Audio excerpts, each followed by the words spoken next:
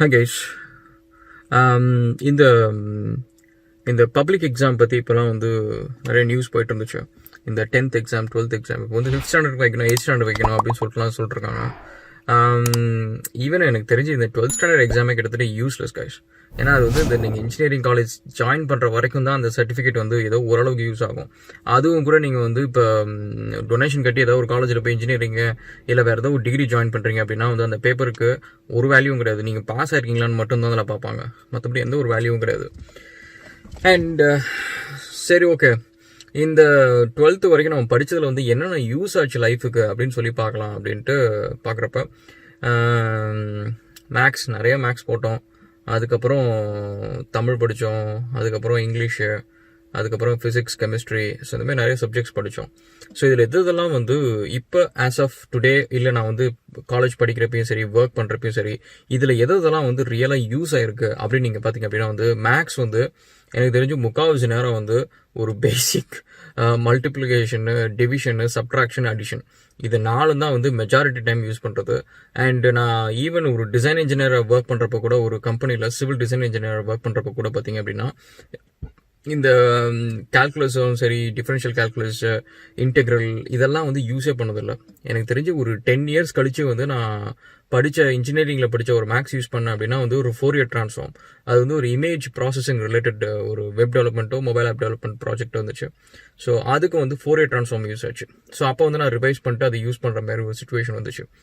மற்றபடி வந்து இந்த டெய்லர் ஷிஃப்ட் மெத்தடு, அதுக்கப்புறம் இந்த கால்குலஸு, இதுமாரி ஈவன் அல்ஜிப்ரா கூட எனக்கு தெரிஞ்சு வேறு எந்த ஒரு சினாரியோஸ்லையும் வந்து எனக்கு யூஸ் பண்ணுற மாதிரி ஒரு சுச்சுவேஷனே வரல. அண்ட் இத்தனைக்கு நான் ஒர்க் பண்ணதெல்லாம் பார்த்தீங்க அப்படின்னா வந்து one of the different core engineering கூட சொல்லலாம். கேட்ல ஒர்க் பண்ணியிருக்கேன், ஐடி செக்யூரிட்டியில் ஒர்க் பண்ணியிருக்கேன், அண்ட் அதுக்கப்புறம் GIS, civil design, facade engineering, fibre optics, so இந்த மாதிரி எவ்வளோ டிஃப்ரெண்ட் ஃபீல்டில் ஒர்க் பண்ணியிருக்கேன். அது எல்லாத்தையும் வந்து கோர் டெக்னிக்கல் ஃபீல்டில், டிசைன் ஃபீல்டில் ஒர்க் பண்ணியிருக்கேன். அண்ட் எங்கேயுமே வந்து ஒரு ப்ராக்டிக்கலாக நான் ஒரு மேக்ஸ் போடணும், மேக்ஸை வெரிஃபை பண்ணணும், அந்த ஃபார்முலா வெரிஃபை பண்ணணும் அப்படின்ற மாதிரி எங்கேயுமே வரல. என்ன ஒரு ரீசன் அப்படின்னா வந்து மேபி ஓல்ட் டேஸில் வந்து யூஸ் ஆகிருக்கும். அண்ட் இப்போ வந்து பார்த்திங்கன்னா எல்லா ஃபீல்டுலையுமே வந்து எல்லா வேலையும் செய்கிறதுக்கு அங்கே ஒரு சாஃப்ட்வேர் வந்துடும். ஸோ முன்னாடி வந்து நீங்கள் பார்த்தீங்க அப்படின்னா வந்து நம்ம சிவில் டிசைனர் இருக்காங்க அப்படின்னா வந்து அவங்க AutoCAD அப்படின்னு சொல்லிட்டு ஒரு சாஃப்ட்வேர் யூஸ் பண்ணுவாங்க. மைக்ரோ ஸ்டேஷன், AutoCAD இந்த மாதிரி சாஃப்ட்வேர் யூஸ் பண்ணுவாங்க. அதில் வந்து பேசிக் வந்து ஒரு 2D ப்ரோக்ராம். ஸோ அதில் வந்து நீங்கள் கட்டமாக வரைஞ்சி உங்கள் பில்டிங் டிசைனை நீங்கள் பண்ணணும். அண்ட் அதுக்கும் வந்து இப்போ பண்ணுறதுக்கு என்ன டிஃப்ரென்ஸ் அப்படின்னா வந்து அப்போ பண்ணுறப்ப வந்து டிசைன் நீங்கள் தான் பண்ணுவீங்க. அதாவது உங்களோட பீமோட ஷியர் ஃபோர்ஸ், பெண்டிங் மூமெண்ட் எவ்வளோ இருக்குது, அண்ட் இப்போ காலம் இருக்குது அப்படின்னா காலமோட வித் எவ்வளோ இருக்கும், பிரெத் எவ்வளோ இருக்கும், பீமோட டெப்த் எவ்வளோ இருக்கும். ஸோ இதெல்லாம் நீங்கள் கால்குலேட் பண்ணுறது நீங்கள் மேனுவலாக பண்ணுவீங்க.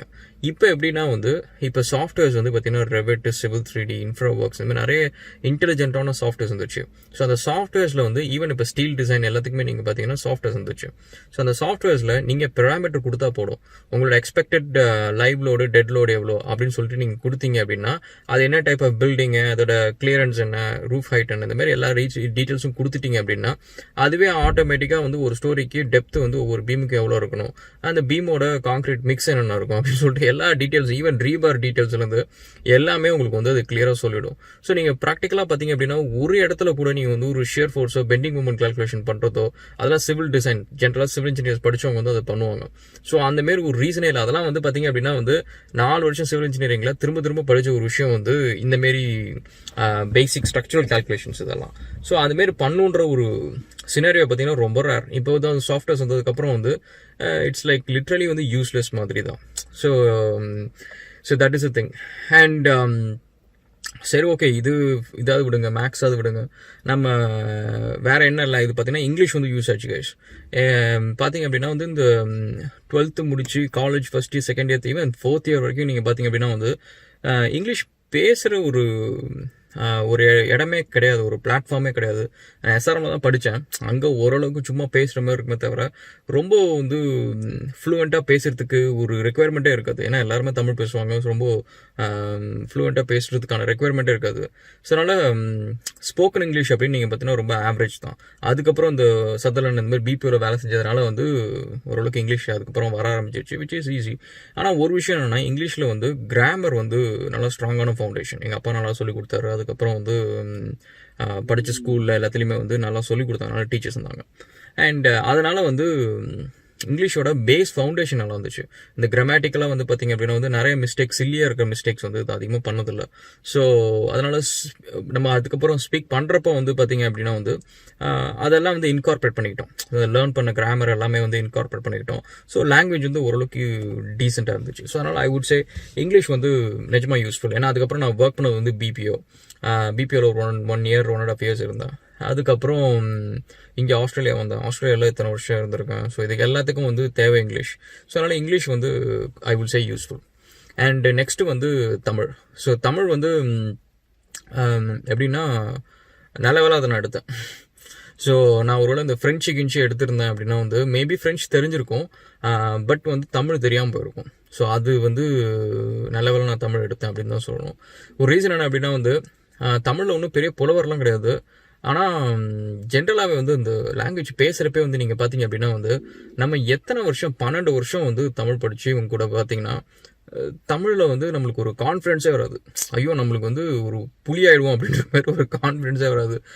ஈவன் கிளாஸில் வந்து நல்லா வந்து இந்த கவிதைலாம் எழுதுகிற பசங்க கூட பார்த்திங்கன்னா நிறைய படிப்பானுங்க. இந்த புறநானூறு, அகநானூறு அண்ட் 14 கீழ்கட்டு நூல்கள், அது எல்லாத்தையும் வந்து திருக்குறள் எல்லாத்தையும் வந்து நல்லா அழகாக பேசுவானுங்க, அழகாக எழுதுவானுங்க, இதெல்லாம் பண்ணுவாங்க. அவங்களுக்கு கூட பார்த்திங்க அப்படின்னா வந்து தமிழ்ன்றது வந்து ஒரு பெரிய கடல் மாதிரி. ஸோ அவங்க கூட பார்த்திங்க அப்படின்னா வந்து ஒரு ஃபுல் கான்ஃபிடன்ஸாக இருக்காது. ஸோ அந்த ஒரு திமிரே வராது. எனக்கு எல்லாம் தெரியும் அப்படின்ற ஒரு திமிர் வரவே வராது. நீங்கள் மேக்ஸ் நல்லா போட்டிங்கன்னா அந்த திமிர் வரும், அண்ட் இங்கிலீஷ் நல்லா பேசினா அந்த திமிர் வரும், அண்ட் அதுக்கப்புறம் இந்த ஃபிசிக்ஸ், கெமிஸ்ட்ரி இது எல்லாத்தையும் 100க்கு 100 வாங்கினீங்கன்னா அந்த திமிர் வரும். ஆனால் தமிழை பொறுத்த வரைக்கும் 100க்கு 200 வாங்கினாலும் சரி அந்த திமிரே வராது கைஸ். ஒரு ரீசன் என்னென்னா அப்படின்னா வந்து நீங்கள் எவ்வளோ வயசானாலும் சரி தமிழை வந்து கான்கர் பண்ணவே முடியாது. So that's a thing. So நல்ல வேலை நான் வந்து தமிழ் எடுத்தேன். இல்லைன்னு வச்சுக்கோங்களேன், நம்ம இந்நேரத்துக்கு வந்து சத்தியமாக சொல்லணும்னா அந்த தமிழன் அப்படின்னு சொல்லிட்டு எல்லாரும் பேசுகிறப்ப வந்து எனக்கு ரொம்ப வெக்கமாக இருக்கும். இப்போ கூட நான் எழுதுனா கொஞ்சம் ஸ்பெல்லிங் மிஸ்டேக் இருக்கும், நான் அதை ஒத்துக்கிறேன். என்ன ஒரு ரீசன் என்னென்னா எழுதுறதுக்கு ரீசனே கிடையாது. இப்போ கிட்டத்தட்ட ஒரு 10-15 வருஷம் ஆச்சு. தமிழ் எழுதுறதுக்கான ஒரு ரீசனே கிடையாது, வெறும் பேச்சு மட்டும் தான் இப்போதைக்கு இருக்குது. ஆனால் எழுதுவேன், ஒன்றும் அவ்வளோ மோசமாலாம் இருக்காது. ஸோ அதனால் okay, I will say Tamil is good. So இப்போ இது வரைக்கும் பார்த்ததில் வந்து மேக்ஸ் வந்து எனக்கு தெரிஞ்சு அவ்வளோ யூஸ்ஃபுல் இல்லை, and English okay, and Tamil is good. And அதுக்கப்புறம் பார்த்திங்க அப்படின்னு வந்து ஃபிசிக்ஸ் வந்து எனக்கு ரொம்ப பிடிச்ச சப்ஜெக்ட்ஸ். ஆனால் ஒரு ரீசன் என்ன அப்படின்னா வந்து நம்ம அதில் பண்ண சில எக்ஸ்பெரிமெண்ட்ஸ் வந்து இட் இஸ் குட். சில இந்த ஃபல்க்ரம் வச்சு இந்த லீவர் டெஸ்ட் பண்ணுறது, அண்ட் நியூட்டன்ஸ் லா டெஸ்ட் பண்ணுறது, அதுக்கப்புறம் லென்ஸ் வச்சு டிஃப்ரெண்ட் ஃபோக்கல் பாயிண்ட் கண்டுபிடிக்கிறது, இந்தமாரி விஷயம்லாம் வந்து it gives a very clear understanding of basic physics. அதெல்லாம் ஓகே. பட் சில ஃபிசிக்ஸ் நீங்கள் பார்த்தீங்க அப்படின்னா வந்து I would say it is overrated அப்படின்னு தான் சொல்லணும்.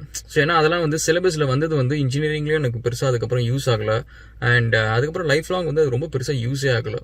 அண்ட் எந்தெந்த விஷயம் வந்து எனக்கு தெரிஞ்சு வந்து நம்ம ஃபிசிக்ஸில் வந்து ஃபோக்கஸ் பண்ணியிருக்கலாம் அப்படின்னா வந்து இப்போ இந்த சென்ட்ரிபியூட்டல் ஃபோர்ஸ் இதெல்லாம் வந்து ரொம்ப சின்னதாக இருக்கும் ஃபிசிக்ஸில்.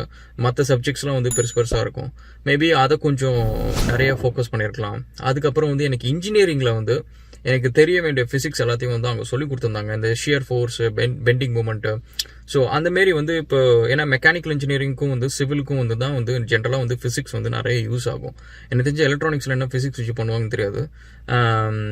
அதுக்கப்புறம் வேறு என்ன ஐசி இருக்குது. ஐசியில் எனக்கு தெரிஞ்ச ஃபிசிக்ஸ் பெருசாக வேலை கிடையாது. கெமிக்கல் இன்ஜினியரிங் பெருசாக கிடையாது.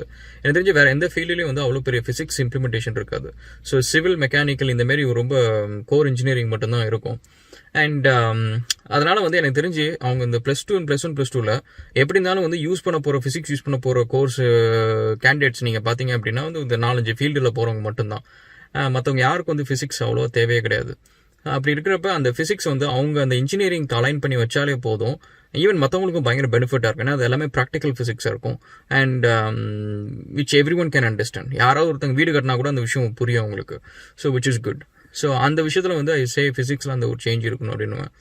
அதுக்கப்புறம் கெமிஸ்ட்ரி வந்து எனக்கு ரொம்ப பிடிச்ச சப்ஜெக்ட்டு. ஆனால் எப்போ நான் 3 மார்க் 2 மார்க் தான் வாங்குவேன்.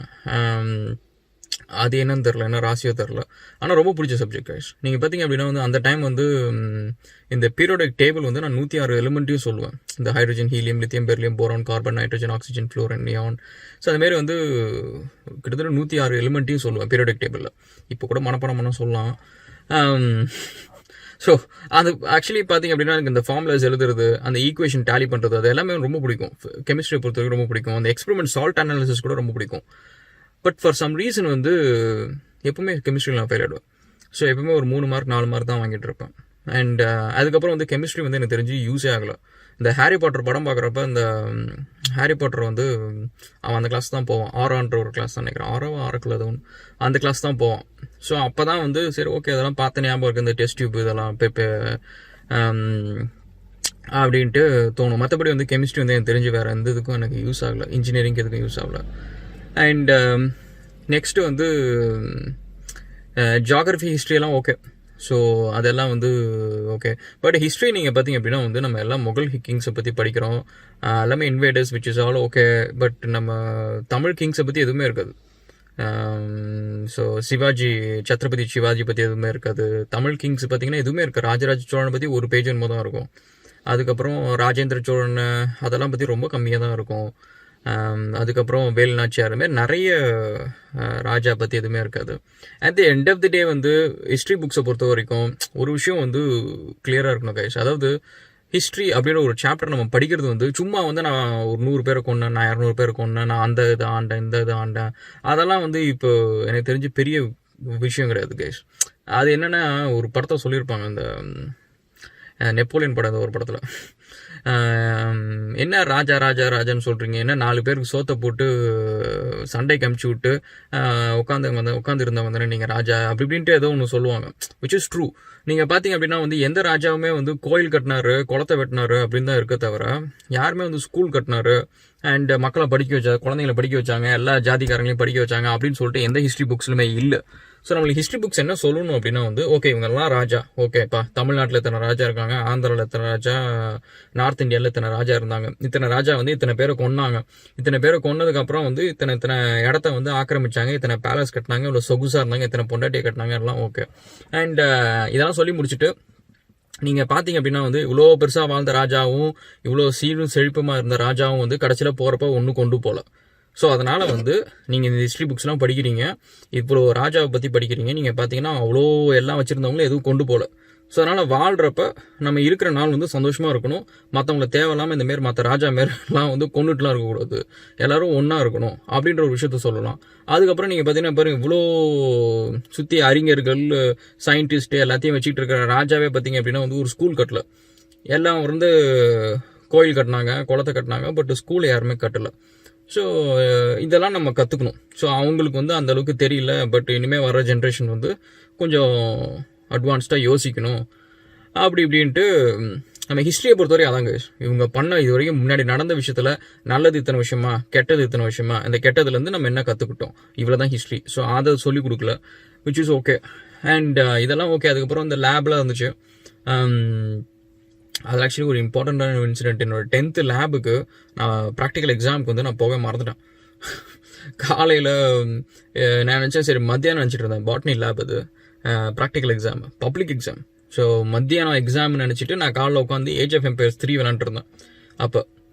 அப்புறம் பார்த்தா ஃப்ரெண்ட்ஸ் ஒரு 12:30 மணிக்கு வந்து ஓடி அடிச்சான் பிடிச்சான்னு ஓடி வராங்க. என்னடா அது அப்படின்னு பார்த்தா, டேய் ஏன்னா நீ காலைல வரல, உனக்கு காலையில் தானே எக்ஸாம் அப்படின்ட்டு சொல்கிறானுங்க. எனக்கு வந்து கொஞ்சம் லைட்டாக ஷாக் ஆச்சு.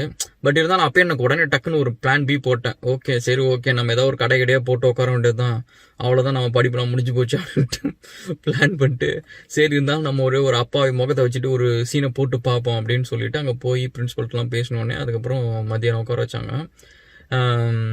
ஸோ எனக்கு தெரிஞ்சு அவ்வளோ பெரிய எஃபர்ட் ஒன்றும் அதுக்குன்னு கொடுக்கணும்னு அவசியம் இல்லை guys. Okay, so that is all for today guys. So நம்ம இந்த +2 எக்ஸாம்க்குலாம் ரொம்ப ஸ்ட்ரெஸ் பண்ண வேண்டிய அவசியம் இல்லை. That is a whole point of this video. So உங்கள் தம்பியோ இல்லை உங்கள் பசங்களோ யாருக்கோ ஒருத்தங்களா இருந்தாலும் சரி, சும்மா வந்து ஃபோர்ஸ் பண்ணாதீங்க. எண்ட் ஆஃப் த டே வந்து உங்களுக்கு புரிஞ்சு படித்தா தான் உங்களுக்கு யூஸ்ஃபுல்லாக இருக்கும், இல்லைனா யூஸ்லெஸ் அது. Okay, we'll catch up in another video. Stay tuned guys. Cheers.